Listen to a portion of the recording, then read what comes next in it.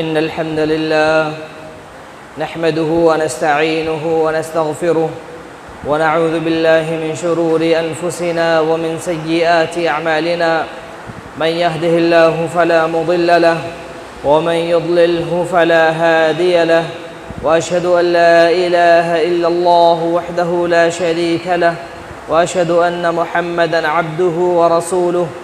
أما بعد، فإن خير الحديث كتاب الله، وخير الهدي هدي محمد صلى الله عليه وسلم، وشر الأمور محدثاتها، وكل محدثة بدعة، وكل بدعة ضلالة، وكل ضلالة في النار. فأعوذ بالله من الشيطان الرجيم. بسم الله الرحمن الرحيم. يا أيها الناس اتقوا ربكم الذي خلقكم من نفس واحدة وخلق منها زوجها وبث منهما رجالا كثيرا ونساء، واتقوا الله الذي تساءلون به والأرحام، إن الله كان عليكم رقيبا. يا أيها الذين آمنوا اتقوا الله وقولوا قولا سديدا يصلح لكم أعمالكم ويغفر لكم ذنوبكم، ومن يطع الله ورسوله فقد فاز فوزا عظيما. محترم بزرگوں، نوجوان ساتھیوں، اللہ رب العالمین کا فضل و کرم ہے کہ اس نے ایک اور ہجری سال ہمارے اوپر مکمل کر دیا ہے، یا یوں کہیں کہ ہونے والا ہے. آج ذی الحجہ کی 29 تاریخ ہے. کل سے یا پھر پرسوں سے ہم ایک نئے سال کے اندر داخل ہونے والے ہیں.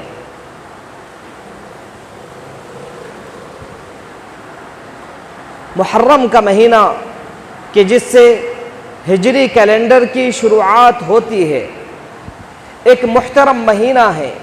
اللہ رب العالمین نے قرآن کریم کے اندر ارشاد فرمایا، ان عدت الشہور عند اللہ 12 شہرا فی کتاب اللہ یوم خلق السماوات والارض منها 4 حرم ذلك الدین القیم فلا تظلموا فیہن انفسکم.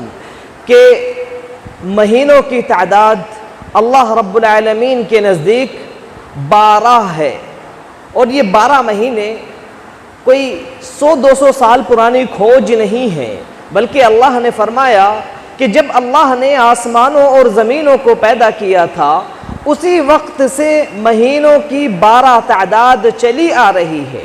اور ان 12 مہینوں کے اندر 4 مہینے اللہ نے ایسے رکھے ہیں جو احترام والے مہینے ہیں، جو حرمت والے مہینے ہیں، جن مہینوں کی قدر زیادہ کرنی ہے.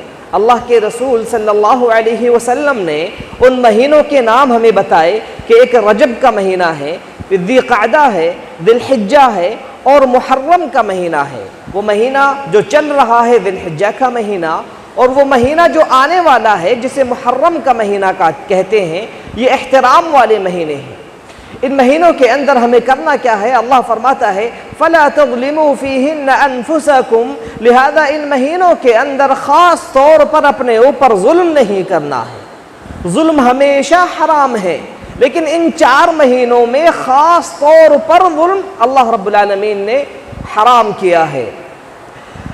اگر ہم مسلمانوں کے حالات کا جائزہ لیں، یا یہ کہیں کہ اپنے آپ کو مسلمان کہلوانے والے لوگوں کے حالات کا جائزہ لیں، تو یہ نظر آئے گا کہ ان مہینوں کے اندر، اور خاص طور پر محرم کے مہینے میں کہ جس سے سال کی شروعات ہوتی ہے، اور حرمت والے مہینوں میں پہلا مہینہ ہے، اس مہینے میں خاص طور پر لوگ ظلم کرتے ہیں، اپنے اوپر ظلم کرتے ہیں، نوحہ خوانی کرتے ہیں، اپنے آپ کو مارتے پیٹتے ہیں، اپنے آپ کو کاٹتے ہیں. اور اس سے آگے بڑھ کر آپ ظلم دیکھیں، اللہ تعالیٰ فرماتا ہے ان الشرک لظلم عظیم، کہ شرک سب سے بڑا ظلم ہے.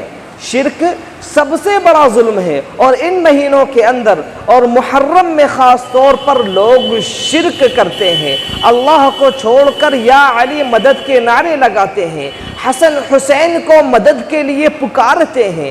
بھلا اس سے بڑا ظلم اور کیا ہوگا؟ آگے بڑھیں، ظلم کی اور مثالیں دیکھیں کہ اس مہینے میں، محرم کے مہینے میں خاص طور پر صحابہ اکرام کے اوپر ظلم کیا جاتا ہے۔ صحابہ اکرام جو کہ اللہ کے رسول صلی اللہ علیہ وسلم کے ساتھی ہیں، صحابہ اکرام کے اوپر طعن و تشنیع کی جاتی ہے، صحابہ اکرام کو برا بھلا کہا جاتا ہے۔ اگر کہا جائے کہ فلاں شخص مومن ہے یا ایمان کی بات کی جائے تو سب سے پہلے سب سے بڑا مومن اگر ہمیں کوئی نظر آتا ہے تو وہ اللہ کے رسول کے بعد صحابہ اکرام ہیں۔ صحابہ اکرام سے بڑا مومن کوئی نہیں ہے، لیکن بہت سارے لوگ جو خود کو مسلمان کہتے ہیں اور وہ صحابہ اکرام کے اوپر کفر کا فتویٰ لگاتے ہیں، یہ کہتے ہیں کہ سارے صحابہ کافر ہو گئے تھے، حالانکہ صحابہ ایمان کے اعلیٰ مقام پر فائز ہیں۔ صحابہ اکرام جو کہ عدل و انصاف کے نمونہ تھے۔ اگر عدل کی بات کی جائے، انصاف کی بات کی جائے کہ سب سے زیادہ انصاف کرنے والا کون ہے، تو ہمیں نظر آتا ہے رسول اللہ صلی اللہ علیہ وسلم کے بعد صحابہ ہیں، لیکن لوگ صحابہ اکرام کو ظالم کہتے ہیں کہ صحابہ نے خلافت چھین کر ظلم کیا تھا، سارے صحابہ کافر ہو گئے تھے۔ یہ چیزیں انتہائی گھناؤنا باتیں ہیں، یہ حرکتیں انتہائی بری حرکتیں ہیں۔ صحابہ اکرام کا مقام و مرتبہ تو وہ ہے کہ اللہ رب العالمین نے اپنی کتاب کے اندر صحابہ کے فضائل بیان کیے ہیں، اپنی کتاب قرآن کریم کے اندر آیتیں نازل کی ہیں جن آیتوں کے اندر صحابہ کرام کی خوبیاں بیان کی ہیں، صحابہ کی عظمت کے قصے ذکر کیے ہیں، صحابہ کی فضیلت کے گن گائے ہیں۔ اللہ نے قرآن کریم کے اندر اپنے رسول کو حکم دیا ہے کہ وَشَاوِرْهُمْ فِي الْأَمْرِ، کہ صحابہ کرام سے آپ مشورہ کیا کریں، ان کے مشورے کے بغیر کوئی کام نہ کیا کریں۔ یہ صحابہ تو وہ ہیں کہ جنہیں اللہ رب العالمین نے چنا ہے اپنا دین لوگوں تک پہنچانے کے لیے۔ یہ صحابہ تو وہ ہیں کہ اگر اللہ کے رسول نے کبھی ان صحابی کی کسی بات کا جواب نہیں دیا تو اللہ نے آسمان کے اوپر سے وحی نازل کی کہ ان صحابہ سے آپ نظریں نہ پھیریں، ان صحابہ کی باتوں کا جواب دیں، یہ اگر کچھ پوچھتے ہیں تو ان کے سوالوں کا جواب دیں۔ یہ وہ صحابہ ہیں کہ جن کی عظمت، جن کی فضیلت اللہ نے قرآن کریم کی بہت ساری آیتوں کے اندر ذکر کی ہے۔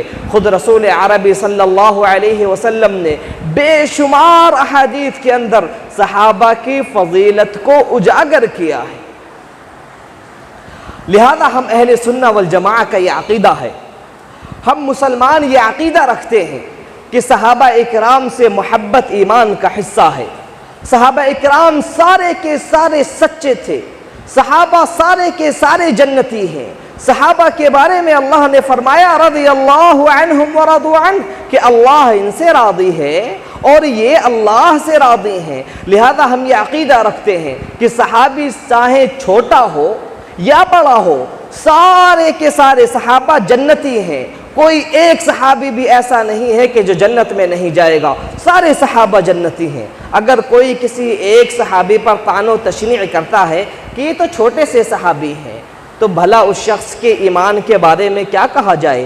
ہم یہ بات یقینی طور پر کہتے ہیں کہ جو صحابہ کو طعن و تشنیع کرے، صحابہ اکرام کے اوپر انگلی اٹھائے، صحابہ اکرام کے ایمان میں شک کرے، صحابہ اکرام کو کافر کہے، وہ شخص مومن نہیں ہو سکتا، وہ شخص مومن نہیں ہو سکتا، وہ شخص مومن نہیں ہو سکتا۔ مومن ہونے کے لیے ضروری ہے کہ صحابہ کی محبت دلوں کے اندر بیٹھائی جائے۔ بھلا صحابہ سے محبت کیوں نہ کی جائے؟ یہ وہ مخلوق تھی، یہ اللہ کے چنے ہوئے وہ بندے تھے کہ جنہوں نے اپنی جان کو قربان کیا، کس لیے؟ اسلام کی خاطر۔ یہ وہ صحابہ تھے کہ جنہوں نے اپنی بیویوں کو بیوہ کیا اسلام کی خاطر، کہ جنہوں نے اپنے بچوں کو یتیم کیا اسلام کی خاطر۔ یہ وہ صحابہ تھے کہ جن کے گھروں میں چولہے نہیں جلتے تھے لیکن اسلام کی خاطر قربانی دینے کے لیے تیار رہتے تھے۔ یہ وہ صحابہ تھے جو بھوکے رہتے تھے، پیٹ پر پتھر باندھتے تھے لیکن اسلام کے لیے کھڑے رہتے تھے۔ یہ نہیں کہتے تھے کہ ہم سے کھڑا نہیں ہوا جا رہا تو گھر کے اندر بیٹھ گئے، کھڑا نہیں ہوا جا رہا، پیٹ پر پتھر باندھ کر اپنی کمر سیدھی کر لی اور رسول اللہ صلی اللہ علیہ وسلم کے شانہ بشانہ کھڑے رہے۔ اسی لیے اللہ نے قرآن میں ان کی فضیلت ذکر کی۔ فرمان باری تعالیٰ ہے لَقَدْ تَابَ اللَّهُ عَلَى النَّبِيِّ وَالْمُهَاجِرِينَ وَالْأَنصَارِ الَّذِينَ اتَّبَعُوهُ فِي سَاعَةِ الْعُسْرَةِ کہ اللہ نے توبہ قبول کر لی ہے اپنے نبی کی اور مہاجرین و انصار کی کہ جنہوں نے مشکل وقت میں اللہ کے رسول صلی اللہ علیہ وسلم کا ساتھ دیا۔ یہ مشکل وقت کون سا تھا جس میں صحابہ نے اللہ کے رسول کا ساتھ دیا؟ آپ احادیث کو پڑھیں، احادیث کے اندر آپ کو نظر آئے گا۔ حضرت عمر رضی اللہ تعالی عنہ کہتے ہیں کہ مشکل وقت وہ تھا جو ہم نے غزوہ تبوک کے اندر دیکھا۔ مسلمانوں کی حالت یہ تھی کہ جنگ پر جا رہے ہیں، سوار ہونے کے لیے سواریاں کم ہیں، کھانے کے لیے کھانا کم ہے، پینے کے لیے پانی نہیں ہے، اور اللہ کے راستے میں جنگ پر نکلے ہوئے ہیں۔ حضرت عمر بیان کرتے ہیں کہ راستے میں ایسی حالت ہوئی کہ پینے کے لیے پانی ختم ہو گیا، کسی کے پاس کچھ نہیں بچا، حلق اتنا خشک ہو گیا کہ لگتا تھا اندر سے کٹنے لگا ہے، پھانکیں پڑ گئی ہیں، دراڑیں پڑ گئی ہیں۔ لوگ کی حالت تھی کہ اونٹ کو ذبح کرتے کہ اونٹ کے اندر پانی ریزرو ہوتا ہے، محفوظ ہوتا ہے، ذبح کر کر اونٹ کا پانی برتن میں لے لیتے، یہاں تک کہ اگر انہیں گوبر کے اندر پانی محسوس ہوتا تو کپڑے کے اندر لپیٹ کر پانی کو نچوڑ لیتے اور اس پانی کو پی جایا کرتے۔ لوگوں کی اتنی سختی کی حالت تھی۔ حضرت ابو بکر رضی اللہ تعالی عنہ اللہ کے رسول کے پاس آتے ہیں، کہتے ہیں اللہ کے رسول آپ دیکھ رہے ہیں ہماری کیا حالت ہے، آپ اللہ سے دعا کیوں نہیں کرتے کہ اللہ بارش برسا دے اور ہماری پریشانی ختم ہو جائے؟ اللہ کے رسول صلی اللہ علیہ وسلم ہاتھوں کو اٹھاتے ہیں، اللہ سے دعا کرتے ہیں کہ اللہ اپنی رحمت کی بارش برسا دے۔ ابھی ہاتھ نیچے نہیں گرتے کہ آسمان پر بدلی چھا جاتی ہے، بارش ہونے لگتی ہے، صحابہ اپنے برتنوں کو بھر لیتے ہیں، پانی سے سیراب ہو جاتے ہیں۔ پھر جب قافلہ وہاں سے آگے بڑھتا ہے تو صحابی کہتے ہیں کہ ہم نے آگے جا کر دیکھا وہاں تو بارش ہوئی نہیں، صرف اسی جگہ بارش ہوئی تھی جہاں پر ہمارے قافلے نے پڑاؤ ڈالا ہوا تھا۔ میرے عزیزو، صحابہ کرام نے اللہ کے دین کو ہم تک پہنچانے کے لیے پریشانیاں جھیلی ہیں۔ صحابی رسول قتادہ کہتے ہیں کہ غزوہ تبوک میں ہماری حالت یہ تھی کہ جب پینے کے لیے پانی نہیں تھا، کھانے کے لیے کچھ نہیں تھا، تو ایک کھجور دو لوگ کھاتے تھے۔ کھجور کو بیچ میں سے چیرا، ایک صحابی نے لے لیا، دوسرے صحابی نے لے لیا، اور اسے کھاتے نہیں تھے، اسے چوستے رہتے تھے کہ اس کے ذریعے اپنی پیاس کو دھیرے دھیرے مٹاتے رہیں، اپنی بھوک کے احساس کو مٹاتے رہیں۔ بھلا آدھے کھجور میں کیا پیاس مٹے گی اور کیا بھوک مٹے گی؟ صرف اپنے آپ کو تسلی دینے کا ایک سہارا تھا۔ صحابہ اللہ کے رسول کے پاس آتے ہیں، کہتے ہیں اللہ کے رسول اگر آپ اجازت دیں تو ہم اپنے اونٹوں کو ذبح کر لیں، بھوک سے برا حال ہے، موت اور زندگی کا مسئلہ بنا ہوا ہے۔ اللہ کے رسول اجازت دیتے ہیں۔ اب حضرت عمر رضی اللہ تعالی عنہ آتے ہیں، کہتے ہیں اللہ کے رسول سواری کے لیے پہلے سے ہمارے پاس جانور کم ہیں ہی نہیں، لوگ پیدل چل رہے ہیں، اگر اونٹوں کو یوں ہی ذبح کر دیا گیا تو پھر ہمارے پاس کچھ بچے گا ہی نہیں۔ آپ ایسا کریں کہ لوگوں کے پاس جو کچھ کھانے پینے کے لیے ہو اسے جمع کرا لیں اور اللہ سے برکت کی دعا کریں، شاید ہمارا کام چل جائے۔ اللہ کے رسول کہتے ہیں ٹھیک ہے۔ ایک چادر پھیلائی جاتی ہے، لوگوں میں اعلان ہوتا ہے، 30,000 کی فوج تھی کہ جس کے پاس جو ہو لے کر آ جائے، لہذا کوئی آتا ہے اس کے پاس ایک مٹھی کھجور ہے، کوئی آتا ہے اس کے پاس ایک مٹھی جو ہے، کوئی آتا ہے اس کے پاس روٹی کا ایک ٹکڑا ہے، تھوڑا موڑا دسترخوان پر جمع ہو جاتا ہے۔ پھر اللہ کے رسول اللہ سے برکت کی دعا کرتے ہیں اور صحابہ سے کہتے ہیں کہ اس میں سے اٹھا کر لے جاؤ، لہذا وہ سارے لوگ اس میں سے اٹھا کر لے جاتے ہیں اور ان کے پاس اسٹاک جمع ہو جاتا ہے، وہ چیز یوں ہی محفوظ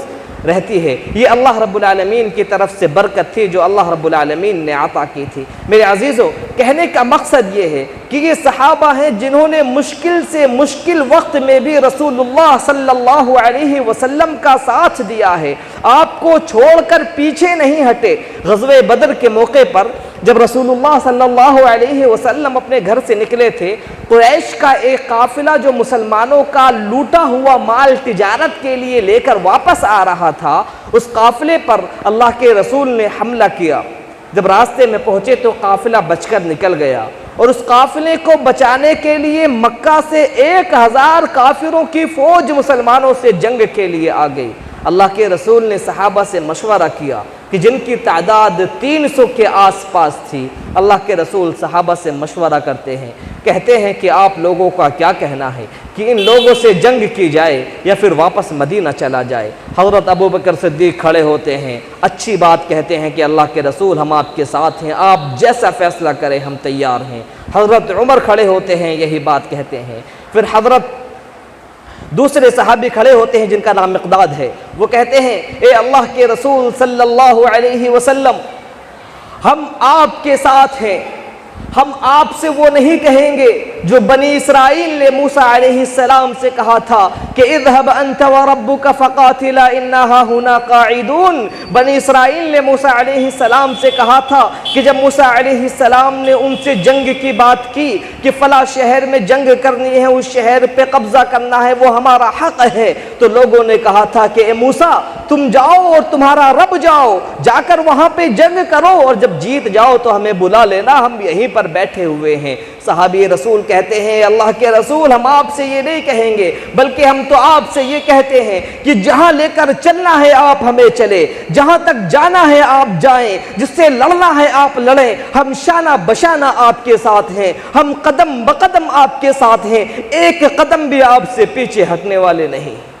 اللہ کے رسول صلی اللہ علیہ وسلم پھر کہتے ہیں کہ اے لوگوں مجھے مشورہ دو میں کیا کروں۔ ایک صحابی کھڑے ہوتے ہیں، سعد بن معاذ، انصاری صحابی ہیں، وہ کہتے ہیں کہ اللہ کے رسول اب تک مہاجرین نے آپ کو مشورہ دیا، آپ شاید ہم انصاریوں کا مشورہ سننا چاہ رہے ہیں۔ اے اللہ کے رسول ہم آپ کے اوپر ایمان لے کر آئے ہیں، ہم نے آپ کو سچا جانا ہے، ہم نے لا الہ الا اللہ محمد الرسول اللہ کی گواہی دی ہے، ہم نے اس بات کا عہد کیا ہے کہ آپ کی اطاعت کریں گے، آپ کی فرمانبرداری کریں گے، شانہ بشانہ آپ کے ساتھ رہیں گے۔ اے اللہ کے رسول صلی اللہ علیہ وسلم اگر آپ ہمیں لے کر سمندر کے اندر گھس جائیں گے تو اللہ کی قسم ہم میں سے ایک آدمی بھی پیچھے نہیں رہے گا۔ میرے عزیزو، یہ صحابہ تھے کہ جنہوں نے اسلام کی خاطر اللہ کے رسول صلی اللہ علیہ وسلم کے حکم پر اپنی جان لٹانے کی پرواہ نہیں کی۔ لہذا اللہ رب العالمین نے قرآن کریم کے اندر جگہ جگہ آیتیں نازل کی، بہت ساری آیتیں بیان کی۔ اگر میں ذکر کروں تو کئی جمعوں کے خطبے چاہیے کہ جن کے اندر اللہ نے اپنے صحابہ کی، اللہ کے رسول صلی اللہ علیہ وسلم کے ساتھیوں کی فضیلتیں بیان کی ہیں، صحابہ کرام کی عظمت کے قصے بیان کیے ہیں۔ لیکن وقت اتنا نہیں ہے کہ میں ان ساری آیتوں کو آپ کے سامنے ذکر کروں، احادیث کو آپ کے سامنے ذکر کر سکوں۔ کچھ مثالیں میں نے آپ کے سامنے پیش کر دی ہیں جن سے یہ پتہ چلتا ہے کہ صحابہ کرام نے اپنی جان کی پرواہ نہیں کی، اسلام کی پرواہ کی ہے، دین لوگوں تک پہنچانے کی فکر کی ہے، شریعت اسلامیہ کو ہم تک پہنچایا ہے، اب چاہیں شریعت کو ہم تک پہنچانے کے لیے ان کی جان کیوں نہ چلی گئی، انہیں اس بات کی پرواہ نہیں تھی، انہیں اس بات کی فکر نہیں تھی۔ لہذا اللہ رب العالمین نے قرآن کریم کے اندر رضی اللہ عنہم ورضوا عنہ کا پروانہ نازل کر دیا کہ اللہ ان سب سے راضی ہو چکا ہے اور یہ اللہ سے راضی ہیں۔ بھلا اللہ جس سے راضی ہو جائے اس کے کیا کہنے۔ انسان پوری زندگی محنت کرتا ہے کہ کسی طریقے سے ہمارے کسی عمل سے اللہ راضی ہو جائے، اور پوری زندگی میں شاید ہم کوئی عمل ایسا کر پاتے ہوں جس سے اللہ راضی ہو جائے۔ اور یہاں تو صحابہ کے بارے میں اللہ نے وحی نازل کر دی ہے کہ ان سارے صحابہ سے میں راضی ہو چکا ہوں، چاہے چھوٹا صحابی ہو یا بڑا صحابی ہو، سب کے سب سے اللہ رب العالمین راضی ہے، اور جس سے اللہ راضی ہے اس کا ٹھکانہ انشاءاللہ جنت الفردوس ہے۔ اللہ رب العالمین سے دعا ہے کہ اللہ رب العالمین ہمیں صحابہ کرام کے مقام و مرتبے کو سمجھنے کی توفیق عطا فرمائے۔